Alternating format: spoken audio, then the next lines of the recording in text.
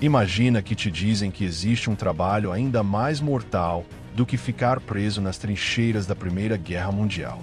Uma função tão perigosa que, mesmo com milhares morrendo sob a chuva de artilharia e metralhadoras, o pior que poderia acontecer era ser piloto. E não falamos apenas de cair em combate contra o inimigo. A maioria nem sequer chegava a lutar. Muitos morriam antes, em simples treinamentos, quando os aviões despencavam com facilidade e cada erro se pagava com a própria vida. Assim nasceu a aviação militar, construída à base de sangue e sacrifício. Em certos momentos do conflito, a necessidade de pilotos era tão desesperadora que enviavam jovens à frente de batalha com apenas 10 horas de voo solo. Seu destino era quase uma sentença. A expectativa de vida não passava de 2 semanas. Eram pioneiros obrigados a aprender no ar, homens que abriam caminho em uma disciplina que jamais havia existido.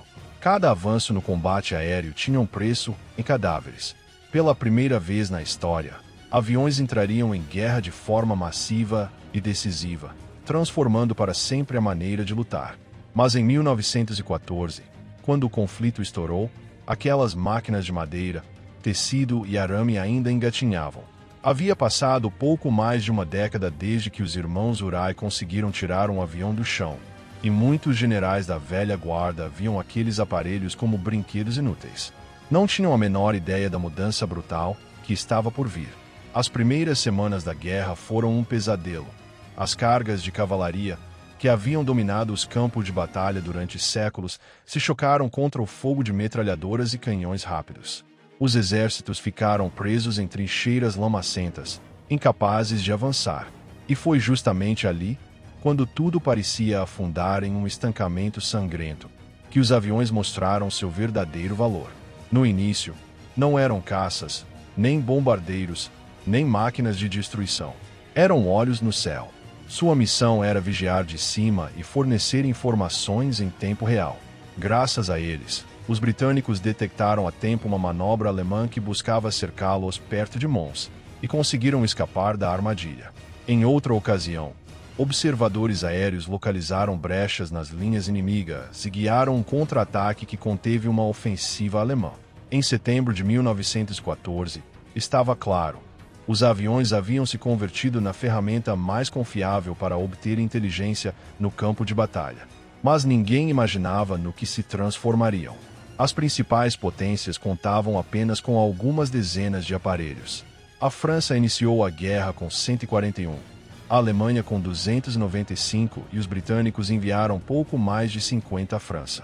Nada fazia prever que, em apenas 2 anos, esses números disparariam para milhares.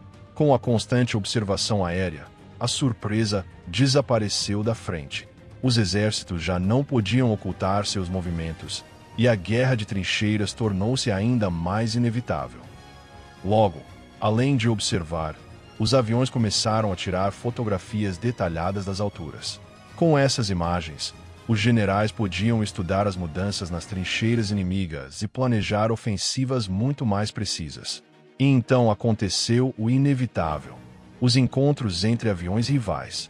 No começo, curiosamente, eram quase amistosos. 2 pilotos inimigos podiam se cruzar no ar, acenar com a mão e seguir seu caminho. Mas essa cavalheirice durou muito pouco. Se seus aviões podiam observar e os do inimigo não, a vantagem era esmagadora. Assim começou a corrida para impedir que o adversário usasse seus olhos no céu. Dessa necessidade nasceu um novo tipo de avião, o caça. Sua missão era única: derrubar os aparelhos de reconhecimento inimigos e proteger os próprios. Mas antes que os duelos aéreos com acrobacias mortais se tornassem comuns, restava resolver um problema fundamental: como armar aquelas frágeis máquinas. Nas primeiras tentativas, os pilotos levavam pouco mais do que pistolas. Ainda assim, houve casos surpreendentes. Foi registrado como um observador francês disparou com um fuzil contra um avião alemão, conseguindo ferir sua tripulação e danificar o aparelho. Pouco depois, um piloto russo se tornou o autor do primeiro abate aéreo da história, arremetendo com seu próprio avião contra outro, sacrificando a própria vida. Em 5 de outubro de 1914, chegaria o primeiro combate aéreo real. um avião francês, armado com uma metralhadora Hotchkiss, trocou tiros com um biplano alemão cujos tripulantes disparavam com fuzis. Após um duelo feroz, o tanque de combustível alemão foi atingido e o avião caiu em chamas. Os dois alemães morreram. Assim nascia oficialmente a Era do Combate Aéreo. A partir dali, o grande dilema foi como montar de forma eficaz uma metralhadora nesses aviões tão rudimentares. Os motores mal conseguiam mantê-los no ar, alcançando velocidades de apenas 120 km por hora. A opção mais lógica era colocar a metralhadora bem à frente do piloto. Mas isso significava disparar através da hélice, correndo o risco de destruir o próprio avião. Alguns se arriscaram mesmo assim, e, surpreendentemente, conseguiram alguns abates. Outros tentaram posicionar as armas sobre as asas, disparando por cima da hélice, embora o sistema fosse incômodo e pouco prático. A solução parecia clara. Era preciso disparar através da hélice, mas encontrar uma forma de não destruí-la a cada rajada. Os britânicos experimentaram com os chamados aviões de empurrar, colocando o motor e a hélice atrás, deixando a parte frontal livre para a metralhadora. Embora funcionassem, o equilíbrio e o desempenho desses aparelhos eram muito inferiores. Enquanto isso, no ar, continuavam os confrontos improvisados, com resultados letais e caóticos. No final de 1914, nenhuma potência havia resolvido o problema de armar seus aviões de maneira realmente eficaz. Dos 800 aparelhos enviados pelos exércitos, dezenas já haviam sido perdidos e muitos pilotos estavam mortos. A maioria não caía em combates aéreos, mas por acidentes ou fogo vindo do solo. Os aviões continuavam sendo máquinas pouco confiáveis e perigosas, mesmo antes de enfrentar o inimigo. Mas a verdadeira revolução estava prestes a chegar, e com ela, uma nova era na guerra. O grande salto chegou com uma ideia tão simples quanto brilhante: um sistema de sincronização. Em vez de evitar a hélice, por que não disparar através dela, mas coordenando os tiros para que as balas passassem exatamente entre as pás? Essa inovação mudaria para sempre a aviação militar. O primeiro a colocá-la em prática foi o engenheiro holandês Anthony Fokker, que trabalhava para a Alemanha. Ele projetou um mecanismo que conectava a metralhadora ao motor, de modo que só disparava nos momentos exatos em que as pás não bloqueavam a trajetória. Assim nasceu o temido Fokker Endeavour, o primeiro avião de caça verdadeiramente eficaz. De repente, os pilotos alemães tinham uma vantagem brutal sobre seus rivais. Entre 1915 e 1916 começou o que os aliados chamaram de Terror Fokker. Seus aparelhos, armados com uma única metralhadora sincronizada, dominaram os céus durante meses. Os aviões de reconhecimento aliados caíam um após o outro, e com eles, a capacidade de seus exércitos de planejar ofensivas bem-sucedidas. Os comandantes compreenderam que a guerra já não se travava apenas em terra. Havia começado uma nova batalha no ar.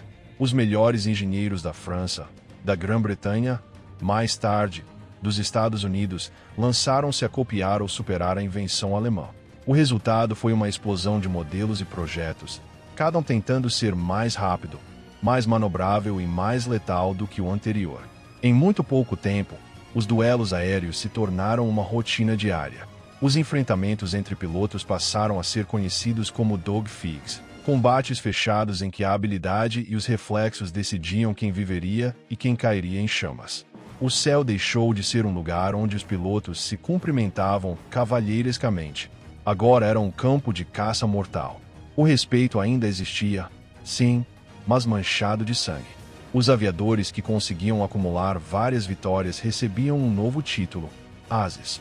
Tornaram-se figuras míticas, heróis de propaganda para seus países e símbolos de um novo tipo de guerra. Um dos mais famosos foi o alemão Manfred von Richthofen, apelidado de Barão Vermelho. Com seu triplano vermelho, conquistou mais de 80 abates confirmados antes de morrer em 1918. Sua figura se tornou lendária e encarnou a imagem romântica, ainda que falsa, do Cavaleiro do Ar. Na realidade, a vida de um piloto comum era curta e brutal. A expectativa de vida mal chegava a semanas, mesmo nos anos finais da guerra. A produção de aviões disparou de forma colossal. O que em 1914 havia começado com algumas centenas, em 1918 superava as dezenas de milhares. Os céus sobre a Europa se encheram de máquinas de combate, desde caças ágeis até bombardeiros pesados. A aviação já não era um apoio, era um elemento decisivo nas estratégias militares. Os aviões de reconhecimento continuavam fundamentais, mas agora eram escoltados por caças. Os bombardeios aéreos contra linhas inimigas, depósitos de suprimentos e cidades começaram a se tornar cada vez mais frequentes.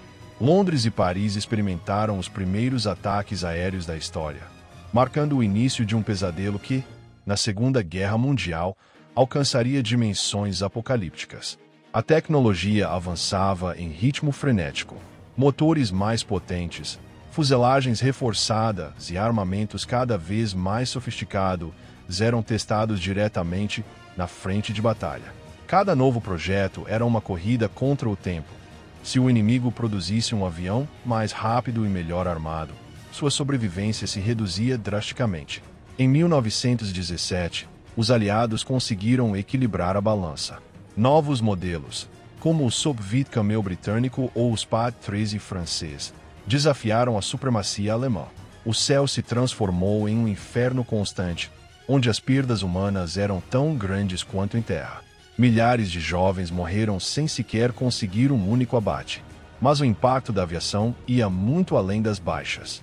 A guerra aérea obrigou os exércitos a mudar sua forma de lutar. As ofensivas já não podiam ser planejadas sem antes garantir a superioridade aérea. Os movimentos de tropas ficavam expostos se o céu não fosse dominado. E os bombardeios começaram a mostrar que a guerra podia chegar diretamente à retaguarda, inclusive à população civil. A Primeira Guerra Mundial terminou em 1918, deixando para trás um campo de prova sangrento para a aviação militar. Em apenas 4 anos, os aviões haviam passado de brinquedos de madeira a armas temíveis e decisivas. O que começou como simples voos de observação terminou com exércitos inteiros dependendo do controle do ar para avançar ou sobreviver. Os pilotos, por sua vez, deixaram um legado de imenso sacrifício. A maioria não viveu para contar sua experiência, mas graças a eles nasceu uma nova era na Guerra Moderna. Nos céus cinzentos e carregados de fumaça da Grande Guerra, foi escrito o primeiro capítulo da história da aviação de combate. E embora aqueles aviões parecessem frágeis e primitivos em comparação com os de hoje, seus pilotos abriram a porta para um futuro em que dominar o ar seria a chave de qualquer vitória.